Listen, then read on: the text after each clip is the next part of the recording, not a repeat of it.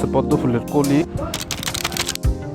Hey everyone, welcome back to my another vlog video. Guys, আজকে আমরা যাইতেছি শাপলা বিলের উদ্দেশ্যে। এখন আছি 300 ফিট এরিয়া। আমরা যাবো ল্যাংটার মাজারের এই দিক দিয়া। সামনেটা হইছে ল্যাংটার মাজার, রেশিনা হাই রোড। আমরা চিন্তা হইয়া ঘুরিতে বাজতেছে 4:05। সামনে গেলে হেলিপ্যাড চত্বর।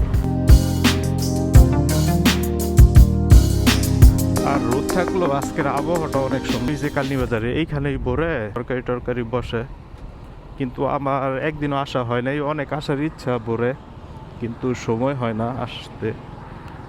আর এই সাইডটা অনেক দেখে শুনা পার হইতে হয়। আর গাইস, এইটা হচ্ছে জিন্দা ঢুকার গেট। এটা এখান থেকে আরও 4-5 মিনিট লাগবো। নায়েত হোসেন পারভেজ গ্যাং, নিজস্ব সম্পত্তি, জিন্দা, মধ্যপাড়া, রূপগঞ্জ। আর এইটা হচ্ছে পদ্ম শাপলা রিসোর্ট।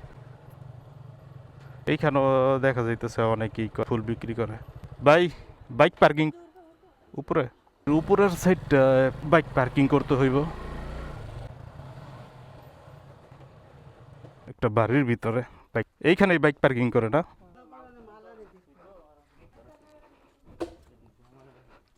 রিসোর্ট কি আপনাদের? আর এইটা হচ্ছে পদ্মা শাপলা রিসোর্ট। 100 রিসোর্টে ঢুকার টিকিট হচ্ছে পার পার্সন 50। হ্যাঁ, এগুলো আছে পদ্ম ফুলের কলি। চাচির তো একটা ফুল নিলাম 50 টাকা। আর এইখানে প্রতিদিন এই চাচি ফুল বিক্রি করে। সবাই এই শাপলা রিসোর্টের এইখানতে ফুল কিনবেন। ভালো লাগতেছে। আর গাইস, সামনের দিকে তাকানো যাইতেছে না, এত রোদ।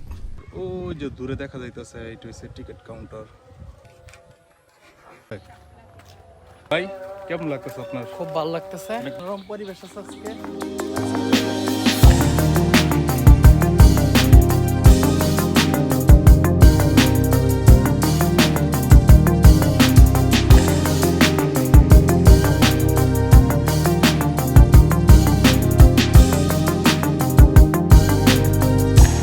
গাইস, এইখানে একটা ছোট একটা দোকান আছে। গাইস, শাপলা বিলে যাওয়ার মেইন উদ্দেশ্য ছিল আমরা নৌকা দিয়ে ঘুরবো, যা সচরাচর সবাই ঘুরে। কিন্তু ওই দিনকে এত পরিমাণ রোদ ছিল, তাই আর সাহস করলাম না নৌকা দিয়ে ঘুরতে।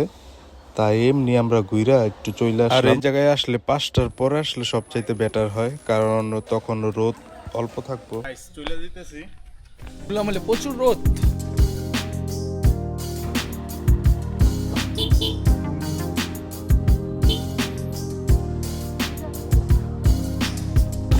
গাইস, এই ফুলের জন্য 50 টাকা দেওয়াই যায় নাকি কোন ভাই? হ্যাঁ,